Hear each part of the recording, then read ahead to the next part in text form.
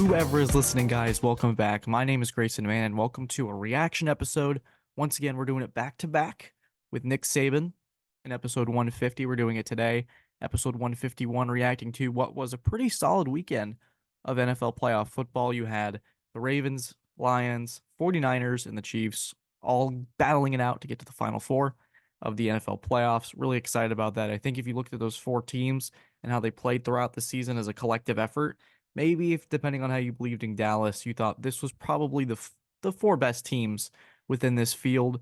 Detroit having a great story this year, 12-5, heading to the NFC Championship. San Francisco really dominant all year with that special group of offensive skill players that they have, plus the career growth of Brock Purdy. We're going to get into all this today. I think it would be really irresponsible of me if I didn't just start with the game that just occurred with us. It's about an hour after the game concluded. Buffalo falling once again to Kansas City. That's a pretty consistent storyline around this time of year now. The Bills have lost their last three of their five postseason appearances to Kansas City, and another loss in the divisional round comes their way. 27-24, Mahomes, 17-23, 215, two touchdowns, about as methodical a game as you can get. I don't think when this game really turned into a standstill in the fourth quarter, they were just trading blows back and forth. It felt like the game in 21 that they were hyping up. And I think something I would love to address with this game is they were doing the hype trailer, as I like to call it, before the start of the game. They're trying to get everybody ramped up. They talked about how Mahomes and Allen are just like the Peyton Manning Brady rivalry in the early days. And I think they're kind of right, because one side it's so lopsided with Mahomes consistently besting Allen, like Brady consistently bested Manning in the postseason. Many point to Brady and Belichick's defense there.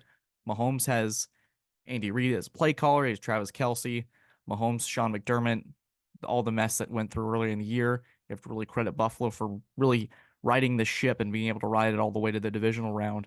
But I think with Brady and Manning, it was always Brady won when it counted. Manning had the MVPs. Many felt like Manning was probably the better quarterback, but I think in this case, Mahomes has the MVPs. He's got the championships. He's got the better coach. So it's really has been this one-sided rivalry. And you could really tell tonight, these two teams do not like each other one bit. There's extra hits after the matter. There's snowballs being thrown. So, Sam, if you're watching this, I brought it up again. But once again, it's the Kansas City Chiefs coming out on top against Josh Allen and the Buffalo Bills. I thought Buffalo was mostly the better team throughout. I thought they ran the ball effectively. They got James Cook and Josh Allen involved. Something we saw with Joe Brady is this understanding of who he has in Josh Allen, where I thought sometimes Buffalo's priority wasn't able to really figure it out. I think as the season progressed, they were more willing to take chances with Josh Allen and running him, and they did a lot with that tonight. 12 carries for 72 yards. He got in the end zone twice. And it just felt like as the game progressed with Brady, the creativity and the aggressiveness started to wear off. I know that they tried to do a fake punt with Damar Hamlin, which was extremely questionable. I don't know where the thought process was. I know on the broadcast they said there were 10 men on the field, so it was like, hey, we're going to try to go with this because we have the look that we want. But in the end, still really weird decision to go to the weak side of the field with a fake punt. It felt like it threw the rhythm of this game out of whack and out of sync as things continued to progress. And I think Kansas City in the end, they just made fewer mistakes and they made bigger plays.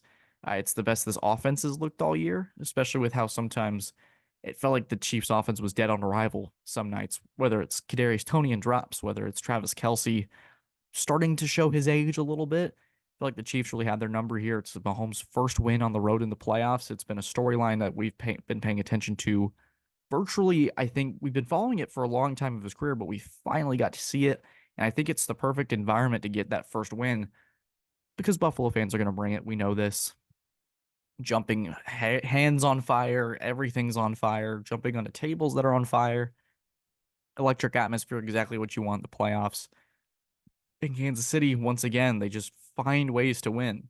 Last week against Miami, it was, hey, we're going to just do enough offensively. We know we can't, and we know we can trust the defense, especially with the limitations of Tua in that cold weather. They just found a way to ride this storm. Mahomes and Andy Reid have found a way to ride this really rocky year, despite the fact that they finished the year 11-6. It's crazy to think about that in that way, that it's almost how we viewed the Patriots in their dynastic run, is that 11-6 for Kansas City is viewed as a bad year and not characteristic of their dynastic tendencies. and it's been a weird year for them and Mahomes. But once again, they find themselves in the AFC Championship to face Baltimore. I think early I like Baltimore in this one, but I'm really curious to see how Steve Spags really navigates to defend Lamar. I think there's a certain couple ways he could use Chris Jones on the outside.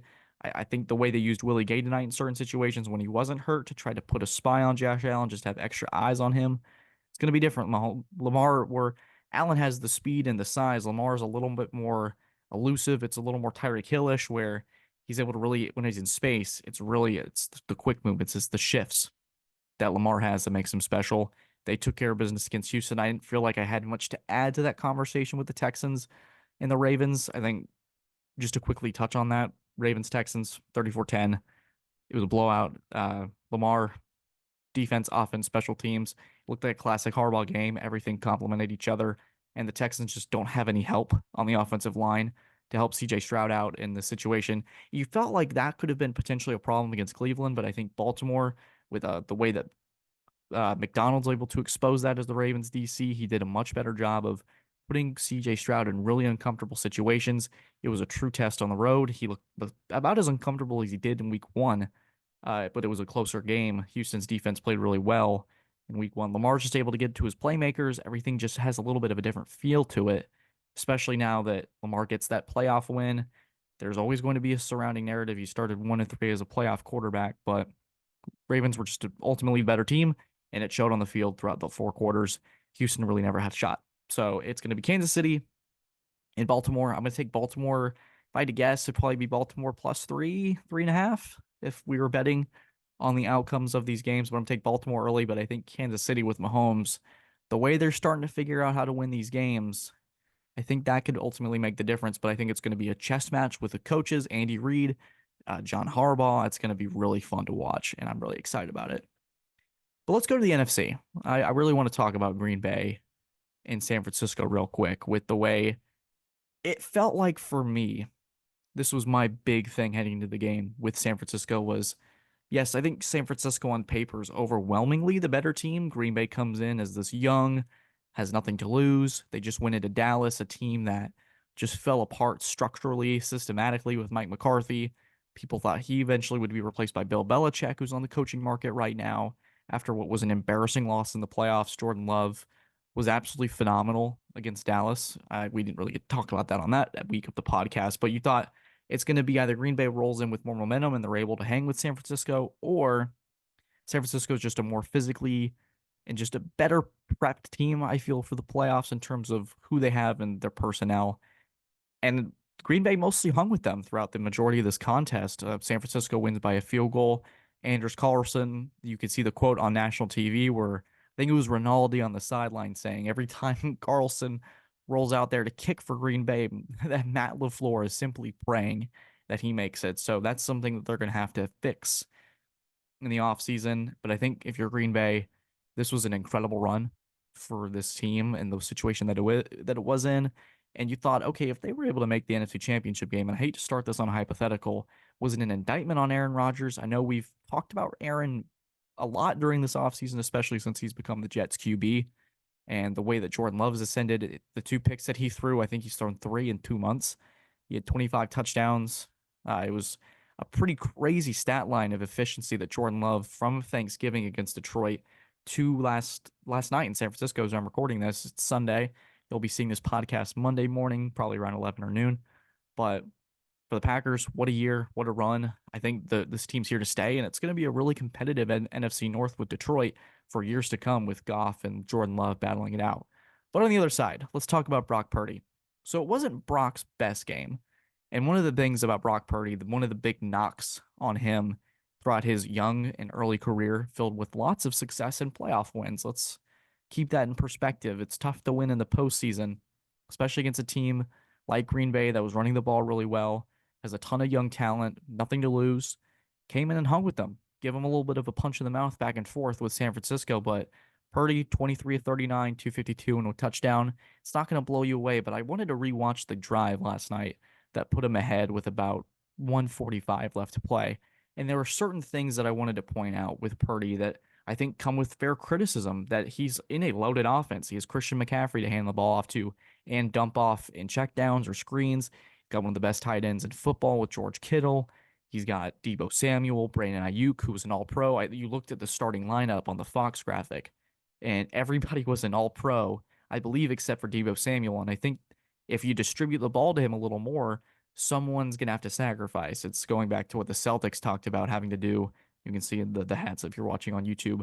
The Celtics talked about at the beginning of the year because they have Drew Holiday, Tatum, Jaylen Brown, Kristaps Porzingis, Derek White, all who could feasibly be all-stars if it was the cast was around them was more supporting than starting, and you have 5 leads essentially. And someone's gonna have to sacrifice. Someone's gonna have less lines. Someone's gonna have less opportunity, less touches. So the Niners, for a majority, they had to do that. And so Brock Purdy really is the point guard of this offense. And I thought last night he put on his best showing. And it was when they needed it. No Deebo Samuel. He got hurt early in the game. He had a drop with George Kittle, a couple third down situations where he had to put the ball in tight windows. I thought Purdy played one of his better games of his NFL career. Even if the stats aren't going to support it, I think the moment, and whether you're a 49ers fan or you're an outside who thought the MVP conversation around Purdy was ridiculous, I think last night was more of a indication that Purdy certainly belongs and that he's got something to it with this NFL thing. It was a career-defining drive for me. It showed me what he's capable of, and I know he's not the best in terms of athletically. He's a little limited, but he had a 9-yard scramble in the end zone that set up Christian McCaffrey for a touchdown. He was a reason they won. He was not a benefit. He wasn't a beneficiary of the offense that surrounded him. He had to dig them out of holes in certain situations.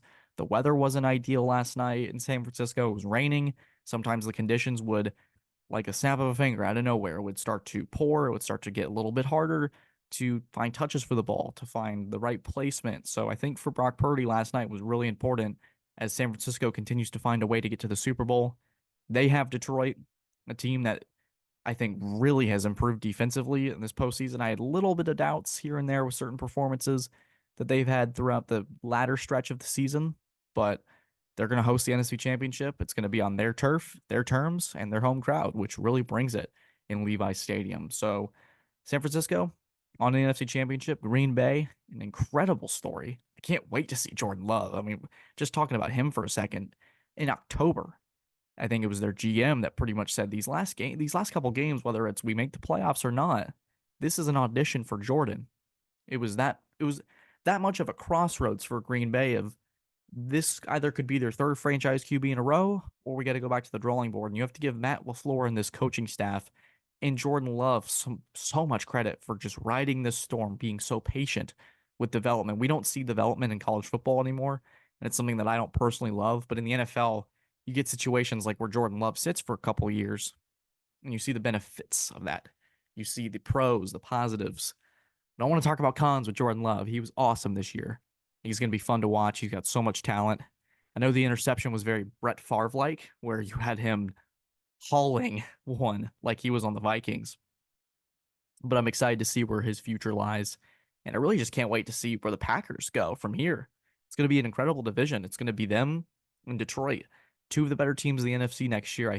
I would be very confident in saying that it's going to be like what Philly and Dallas were for a couple years in this current position where it's two teams that could arguably be a top seed in the NFL. They just happen to be playing in the same division. And that other seed in Detroit picked up a big win against Tampa Bay 31-23. Let's just start with Tampa Bay. Baker Mayfield replacing the big shoes of Tom Brady, who took Tampa Bay to the playoffs 3 straight times, Super Bowl, divisional appearance, and then a wild card loss as Brady was starting to fall apart at the seams. It was kind of a messy team last year with Tampa Bay. No one gave the Buccaneers any sort of chance.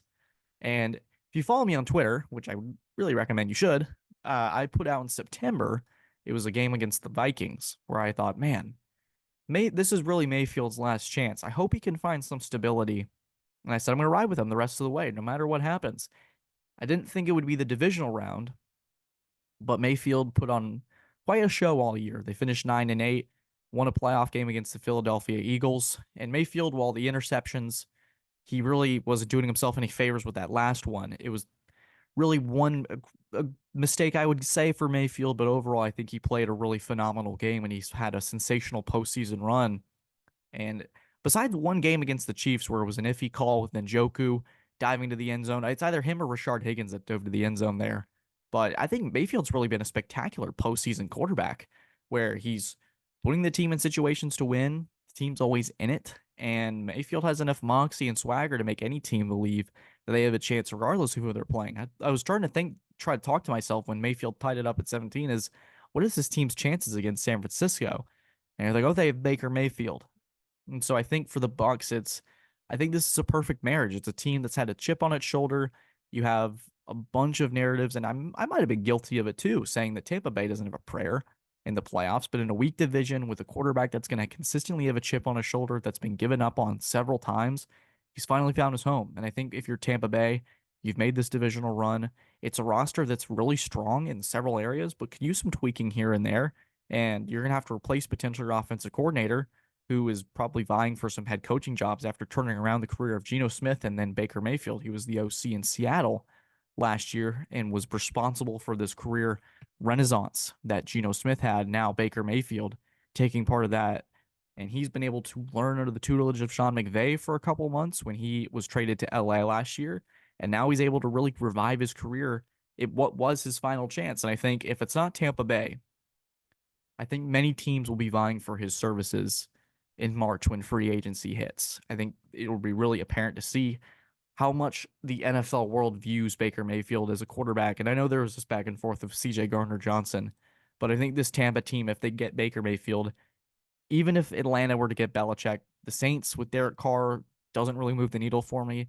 Carolina's a mess. I don't know if anyone's, and you can correct me if I'm wrong just because I don't follow Panther stuff, but I don't think any big names have applied or interviewed for that Panthers job. And with a bad owner, messy franchise, really just overall, it's a franchise I don't think anyone really wants to sink their teeth into if they're a primary head coaching candidate on the market.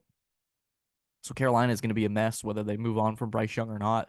They've got a lot to figure out. So if you're Tampa Bay, you're in a really good situation where 9 wins in that division probably gets you in the playoffs 90% of the time, at least for the next couple years while the other teams around you start to try to figure it out. So I think signing Mayfield this offseason is going to be of the utmost importance for this Buccaneers franchise. And maybe you draft a quarterback in round 2 or 3, see if Mayfield's a bridge option or you see him as a long-term viable solution. But I think Mayfield's done enough to justify he's one of the 30 starters in this league and probably at the top of that, maybe top 16 of the pecking order. And for Detroit, they're one win. Say it with me, folks. The Detroit Lions are 1 win away from the Super Bowl. I talked to one of my buddies that's been on the podcast a couple times, Jackson Malone, JEM Live. We were talking. He said, this is the happiest I've been as a Lions fan. And there's plenty of evidence. I know there's someone out there go, wait, he's a Lions fan. When did he become a Lions fan? He's been a Lions fan for a while now. But Jared Goff, Dan Campbell, it was an odd pairing at the time. Jared Goff, cast aside by Los Angeles, comes into Detroit, and it took a couple years. Year one wasn't perfect, but I think what Dan Campbell has done, and he's the obvious coach of the year winner and very well should be, is this identity that Detroit's taken on, its grittiness, its toughness. It's really taken on the identity of the city, and you got to see it on full display again today. And we get to see on a national TV. Detroit fans, they weren't crying this time, but it was more of, okay, now we're in this. We expect this. Yeah, Detroit 2 wins in the playoffs. Jared Goff on the doorstep of taking another team to the Super Bowl. You got to credit this coaching staff too, Ben Johnson for putting him in perfect situations. Goff for once again having a great day.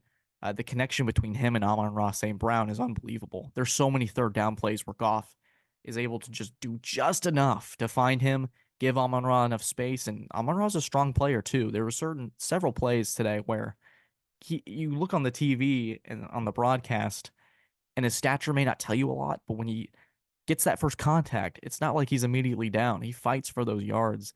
And that was that 3rd and 15, that throw that Goff made on a strike, targets the backup corner because Jamel Dean was out. And Amon-Ra St. Brown does the rest. And for Detroit, it's 1 game away from the Super Bowl, which I don't think many thought would ever cross their mind, even if Detroit was a lock in many people's eyes to make the playoffs this year, given the state of the NFC North. I think you got to give a ton of credit to Detroit. ton of credit for the staff and for what they've been able to accomplish. It's 14 wins now on the year if you count the playoffs. They've utilized Jahmyr Gibbs in a great way. Jamison Williams is starting to develop a route tree of sorts. They were effective on third down. They didn't make the big mistakes. They've been like it felt like they had been there several times before. And I think that's really because of Jared Goff and being able to say, hey, I've been here before in various situations. I've won playoff games in Seattle, despite the fact that it was COVID. I've won games to the Super Bowl. I've gone on the road to New Orleans, a team that was really good and won in overtime. We were down 10 early too. I've battled Belichick in the Super Bowl. Regardless of how that result goes, you can say that you've been there. And Goff's taken this team from potentially almost going winless in 2021 to now be on the doorstep of the Super Bowl in 2023. And they're not paying him a ton. He's made his base salary, according to Spotrac.com, is $21 million. That's less than Tua. That's less than Daniel Jones. That's less than Kyler Murray. That is a pretty significant list. Less than Dak Prescott. You saw Dak Prescott into a fold this postseason. Kyler Murray is on the couch and he's got a contract clause that says he needs to study more. Whether that report is accurate or not, something had to have leaked out. You got Daniel Jones, who many feel Dable squeezed all the juice he could out of him in 22. I'd say Goff is better than everyone on that list. Oh, and Deshaun Watson, $46 million to be controversial and injured half the time. Goff's better than him too. I don't know where Goff ranks in your NFC QB list, but he's got to be pretty darn high. And so I think it's time for the Detroit Lions to not have their signature game is come and gone with that Rams win over Matthew Stafford, who's a talent in his own right in the NFC. But if the Lions were to make the Super Bowl, we'll talk about that on the next episode of the podcast when we do our preview of the Super Bowl. But looking at this game here and now, it's really going to be San Francisco's going to do everything they can to make Jared Goff uncomfortable. But I think every time Goff's been tested this year, he's passed every time. And so we'll see how it goes. I think my early prediction will probably be San Francisco by a field goal, just because I think they're going to be able to run the ball on this Detroit defense a little better. The Bucs were able to start to run the ball more effectively as the game went on. They just ran out of time. And so we'll see. I think this is going to be a really fun matchup. I think the higher scoring of the two, I can see Ravens Chiefs being a little more defensive, with Spagnuolo and McDonald really battling it out, two DCs in a chess match with Harbaugh and Reed. So we'll wait on predictions. I want to think about this and let things roll aside, but really excited. What a great weekend. Jared Goff shines. Brock Purdy, career game defining drive. Mahomes, once again, it doesn't really surprise me anymore in these situations. So we'll get to see it all come to fruition. It's the Final Four in the NFL, and we'll have some coverage with it on the Man with the Plan podcast. Subscribe here to our YouTube channel and Spotify to get more from the show. Thank you all for tuning in. Have a great day, and take care.